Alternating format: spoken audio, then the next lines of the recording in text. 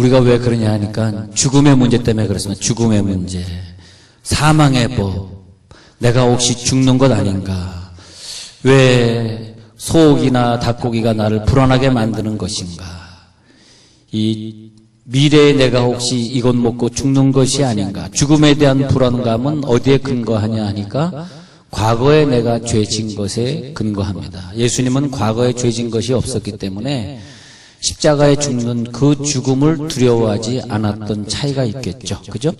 예. 예수님이라면은 소고기 먹을래, 닭고기 먹을래 그럴 때 그것을 이거 먹고 살아야지, 저거 먹고 살아야지 생각하셨을까? 굳이 치킨이라고 그렇게 연습을 하셨을까? 안 했을 것 같습니다. 그래서 우리는 모두 우리의 죄가 우리를 불안하게 만들고 있어요. 그게 뭐냐 하니까 오늘 성경에 읽은 대로 사망의 법에 기인하는 것이다. 저는 오늘 이 설교를 마치는 때쯤에 우리가 사망의 법에서 다 빠져나왔으면 좋겠어요. 할렐루야. 우리는 사망의 법에 기인하는 거지. 사망의 법에 기인하는 거 예를 한번 들어보려고 합니다.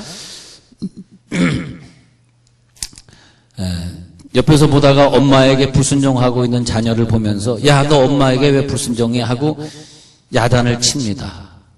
그리고 돌아서면서 눈물을 흘렸어요. 왜냐 하니까 야단을 쳤는데 부모에게 순종 안 하는 그 자녀의 모습이 우리가 어렸을 때 부모에게 불순종하던 것과 똑같은 거예요. 그래서 그것이 우리 어른들의 마음을 힘들어하게 했습니다. 그것이 뭐가 고통스럽냐? 이 말 안 듣는 아이들이 고통스러운 것이 아니라 내가 말 안 들을 때 부모님 얼마나 마음 아프셨어요 하면서 그것이 우리를 고통스럽게 하는 거죠. 그것이 뭐냐? 죄의 법이죠. 죄. 내 죄가 생각나는 거죠. 예. 병들어 누웠을 때에 내 병이 나를 아프게 하는 것이 아니라 늘 우리가 어떤 병이 걸리거나 어떤 문제를 만나면 그런 생각하시죠. 내가 하나님 앞에서 무슨 잘못을 했나, 내가 잘못을 해서 또 이런 어려움을 당하는구나. 지난날 돌이켜보면서 온전히 살지 못한 내 자신에 대해서 아파하죠. 그리고 눈물 흘리죠. 예. 아내가 병들어 누웠을 때에 시를 읽어드립니다. 그 전에 내가 아플 때는 당신이 서 있었는데 당신이 누워있을 때 내가 서 있게 되었구나. 그런 시를 읽으면서 또 아내가 아플 때는 아파합니다. 그러면서 뭘 생각합니까? 아유, 건강할 때 좀 잘해줄 걸. 후회가 되네. 왜요? 내 죄가 생각이 나더라 이거죠. 부모가 기침하시고 돌아 누우실 때 되면 혹시 내가 자녀로서 뭘 잘못하셨길래 내가 뭘 잘못해 드렸길래 우리 부모님이 이렇게 또 아프신가 하면서 회개하며 그러다가 부모님이 이 세상을 떠나면 이 땅에 또 한 번의 고아가 됩니다. 근데 이 모든 것이 죄인된 우리가 죄에서 자유로울 수 없기 때문에 생기는 것입니다. 그래서 바울은 로마서 7장 23절에 그 유명한 말을 남깁니다.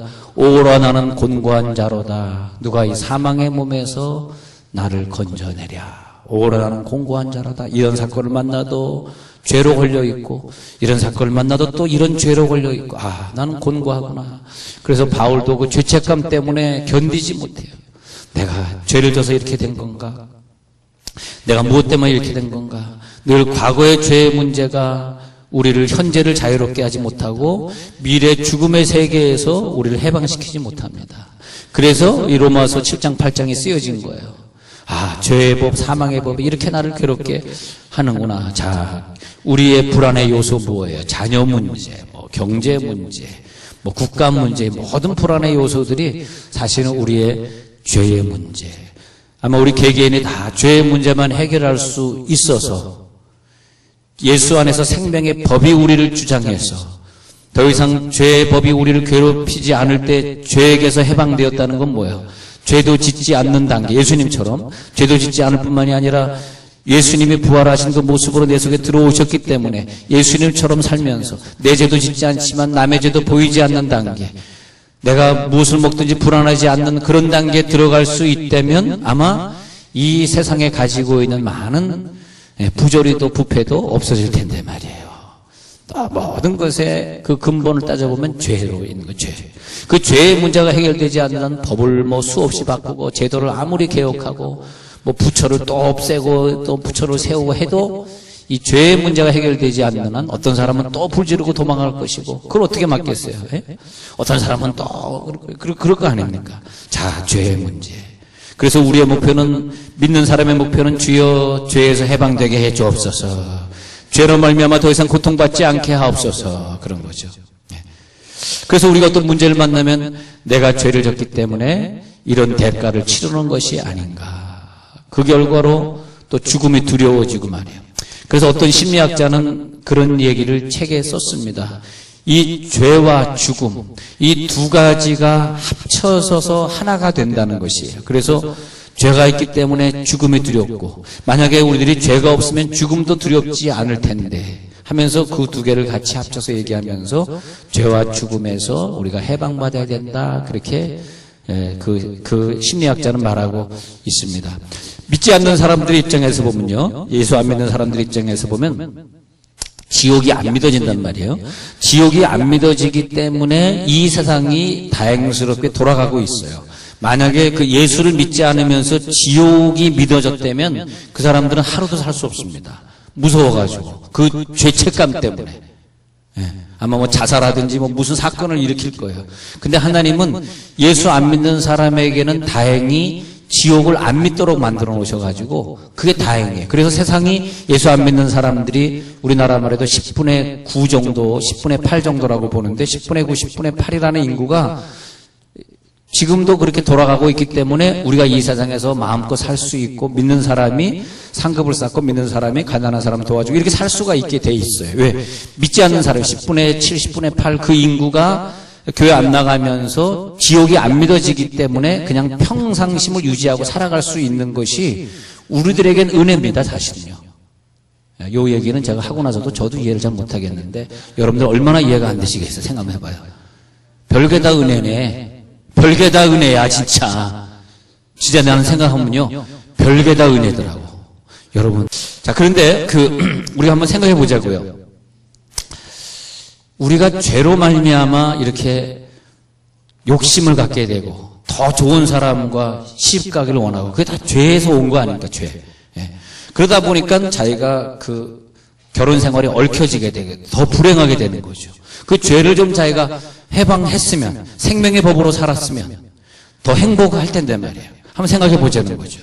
그래서 우리가 불안해하는 것은 겉으로 보기엔 경제 문제, 자녀 문제, 뭐 시집 가는 문제 이런 문제 같지만은 사실은 내가 죄법에서 떠나지 못하기 때문에 내가 어떤 문제를 만나면 내가 그때 선택을 할 때 욕심을 가지고 선택해서 내가 시집을 이렇게 와서 고생하는가 이런 생각을 하게 되는 거죠. 그것을 우리를 주장하고 있는 그 법을 죄의 법이다 그러는 거예요. 죄의 법. 이 죄의 법을 떠나야 되는데 그래서 죽음이 두려워진다는 거죠. 그러면 죽음이 두려워지다 보니까 죽음 앞에서 사람이 비겁해지는 걸 자꾸 보이는 거예요. 자, 이제 한 단계 넘어갔어요. 자, 다음 단계를 서술하고 있는 거예요. 자, 그러다 보니까 죄의 법에 묶여 살다 보니까 그러면 죄의 법에 있는 사람의 특징이 뭐냐? 죽음을 두려워해요. 죽음을 두려워하기 때문에 오래 살려고 뭐 굉장한 노력을 많이 합니다. 죽음이 두렵기 때문에 그러거든요. 죽음이 두려워서 오래 살려고 노력하다 보니까 삶이 불안해지고 그러다 보니까 자녀들이 볼 때 비겁한 자로 보이게 되는 거죠. 옆 사람이 볼 때 죽음 앞에 비겁한 자가 되는 거예요. 그럼 비겁한 것처럼 보이다 보니까 존경도가 떨어지는 거죠. 근데 어떤 사람은 생명의 법으로 산다. 왜? 예수 안에 있는 자에게는 할렐루야. 예수 안에 있는 자에게는 생명의 법이 있으니까 김일성처럼 남을 죽이는 법이 아니라 어떻게 하면 저 사람을 살릴까? 당신이 그냥 옆에 계시어 주시었으므로도 나에겐 기쁨이 돼요. 당신이 계심으로도 기뻐.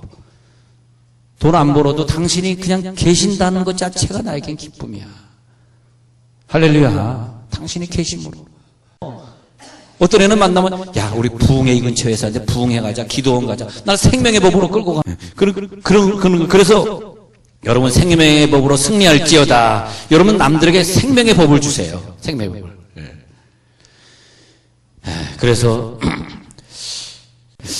그래서 여러분 죽음 앞에서 초라해지잖아. 아유, 죽을까봐. 여러분, 이 시간에 죽음을 이기시기 바랍니다.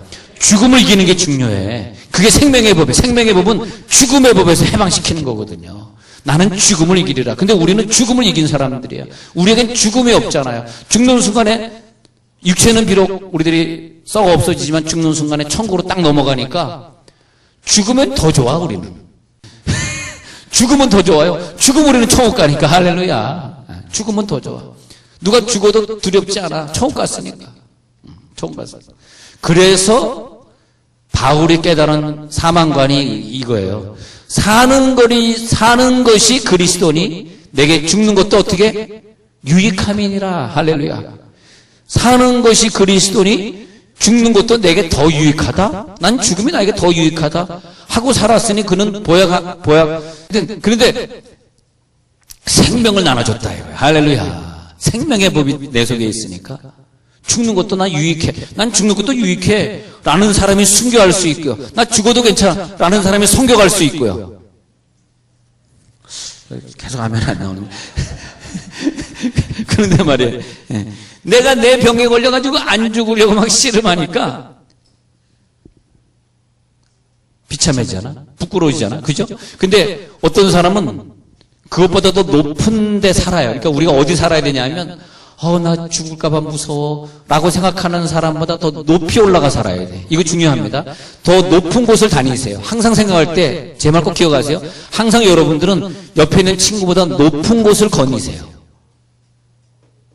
아주 중요합니다. 항상 저 사람보다 높은 곳에 거니면 돼. 내가 저 사람보다 좀 높은 곳에 있지. 나는 하늘을 거닐잖아. 난 땅의 얘기를 하는 것이 아니잖아. 내가 내 병으로 안 죽으려고 씨름하려고 하는 사람들이 이 세상에 있다면 히브리서 11장 35절을 보시면서 나는 더 나은 부활을 얻기 위해서 악형을 받지만 구차히 면하지 않았어. 이 사람은 죽음을 이긴 사람이에요. 나는 더 좋은 부활을 알기 때문에 너는 더 좋은 부활을 모르니까 살려고 애를 쓰지만 나는 더 나은 부활을 얻기 위해서 악형을 난 더 받을 거거든. 그래서 난 죽음을 구차히 면하지 않을 거거든. 내 죽음을 내어줄 거거든. 무엇을 위해 내어주냐? 의를 위해 내어줄 거야. 진리 위해 내어줄 거야. 선교 위해 내 한 목숨 바칠 거야. 순교 위해서 난 주님 앞에 갈 거야. 할렐루야. 여러분 가지고 있는 질병을 이기려고 하잖아요. 질병을 이기고 죄를 이기고 죽음을 이기기 위해서는 오늘 한 차원 높아지시길 간절히 축원합니다. 내가 무엇을 위해 죽어야 되느냐? 너 무엇을 위해 죽을 거니? 그랬을 때 너 무엇을 위해 죽을 거야? 내가 무엇을 위해 죽을 거이냐? 내가 무엇을 위해 살 거이냐? 내가 무엇을 살 것이냐? 더 높은 생의 가치를 위해 사는 사람이 살아가는 모습을 보면 죄 안 짓고요. 담대하고요. 돈 좀 없어도 되고요. 검소하게 살 수 있고요. 할렐루야. 왜 내 생의 가치는 돈이 아니니까. 할렐루야. 내 생의 가치는 높은 곳을 그냥 다니는 거니까.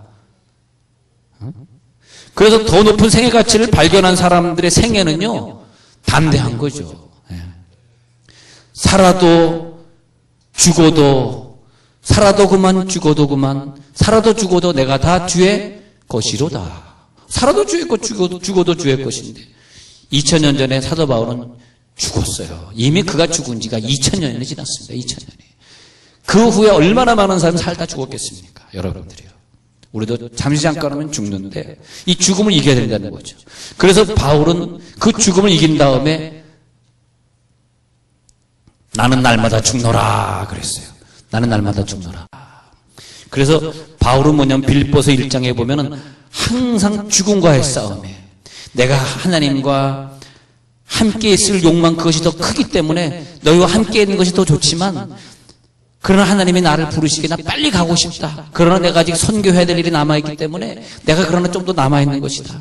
죽는 것이 유익하지만 사망의 법을 내가 뛰어넘기 때문에 내가 빨리 죽어야 되지만 죽어서 하나님 나라에 가야 되지만 사망의 법을 뛰어넘어야 되기에 내가 감옥에 들어가서 좀 더 고통받겠다 이거예요. 자, 좀 어렵죠. 다시요. 내가 사망의 법을 뛰어넘은 사람이기 때문에 지금 죽어서 하나님 앞에 가는 것이 사망의 법을 뛰어넘은 사람의 할 도리지만 뛰어넘었기 때문에 나는 어디 가냐? 감옥 가겠다. 그래서 빌립보 감옥에 갇혀서 빌립보서를 쓰면서 하는 말이 빌립보서에서 그런 말을 하거든요. 죽는 것도 나에게 유익하지만 이 감옥에서 복음 전화 조금 더 전하다 가는 것이 나에게 더 유익하다.